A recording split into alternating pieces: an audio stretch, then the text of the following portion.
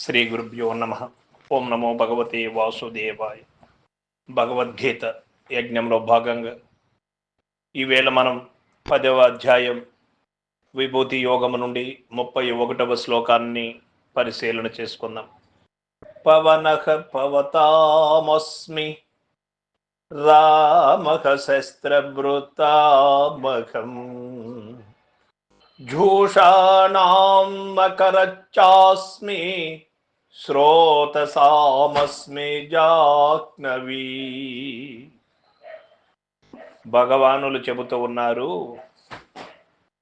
ఓ అర్జున, నేను పవిత్రమొనర్చు వారిలో లేక వేగవంతులలో వాయువును, ఆయుధమును ధరించిన వారిలో శ్రీరామచంద్రుడను, చేపలలో మొసలిని, నదులలో గంగా నదిని అయి ఉన్నాను అని చెబుతూ ఉన్నాడు భగవానుడు. చాలా మందికి వస్తున్నటువంటి అనుమానం ఏమిటి అంటే, సర్వత్రా వ్యాపించి ఉన్నటువంటి పరమాత్మ కొన్నిటిలో ఉన్నాను అంటే మిగతా చోట్లల్లా లేడు అని అర్థమా అనే ప్రశ్న వస్తూ ఉంటుంది.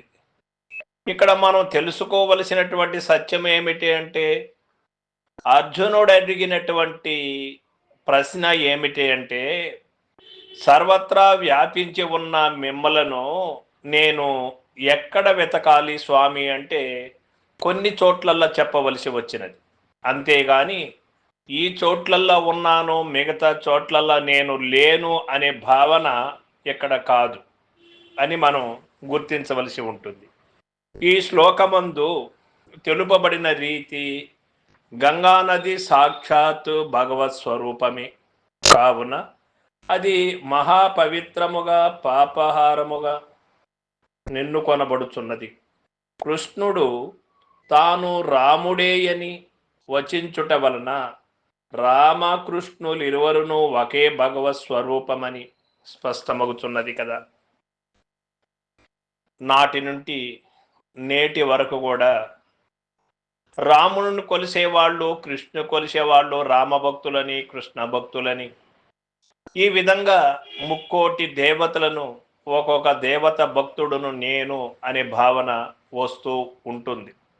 ఇక్కడ సింపుల్గా నిరూపణ చేశాడు, రాముడైనా కృష్ణుడైనా నేనే అని, శివుడైనా విష్ణువైనా నేనే, సర్వ ప్రాణులలో ఉన్నది నేనే, ఒక్క చోట ఉన్నాను ఒక్క చోట లేను అని కాదు, సర్వంత్రా ఉన్నటువంటి పరమాత్మని,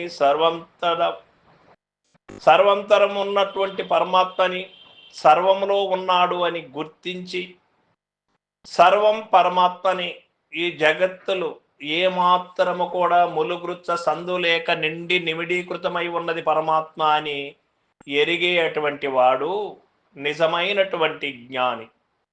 అటువంటి వాడు పరమాత్మతో సమానమే.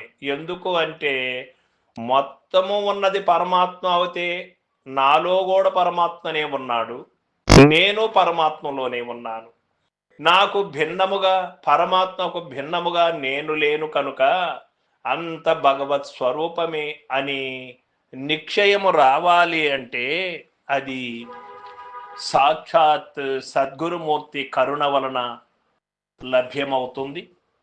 శరణాగతుడైనటువంటి శిష్యునికి పరమాత్మ ఆ సత్యాన్ని తెలియచేస్తాడు, శిష్యుడు కూడా తెలుసుకోగలుగుతాడు.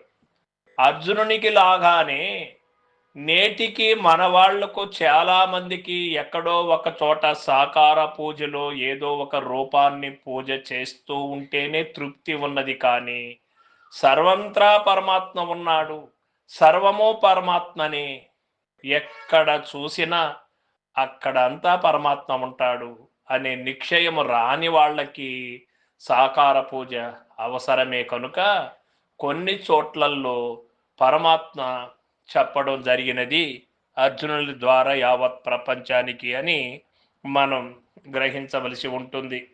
ఇక్కడ ఆంతరంగికంగా ప్రయాణము చేసినటువంటి వారికి ముసలి అంటే ఏమిటి, తనలో ఏ విధంగా పట్టుకొనుంది, మనల్ని బంధిస్తూ ఉంది అనే సత్యము కూడా చక్కగా తెలియబడుతూ ఉంటుంది. కావున ఏ ఒక ప్రాణి కూడా తనలోనే ఉన్నది. తాను ఉంటే సర్వత్రా వ్యాపకం అవుతూ ఉన్నది. తాను లేకపోతే సర్వత్రా తనకి ఉన్నది ఒకే వస్తువు. ఏకం సత్తే, రెండో వస్తువు లేదు. రెండో వస్తువుగా గోచరింపబడుతూ ఉందంటే, ద్వైతముగా గోచరింపబడుతూ ఉంది అంటే, నిజమైనటువంటి సంపూర్ణమైనటువంటి ఆత్మస్థితి కుదరలేదు అని మనకిక్కడ నిశ్చయమవుతుంది. సర్వం సద్గురు పాదార్పణమస్తు. జై గురుదేవ.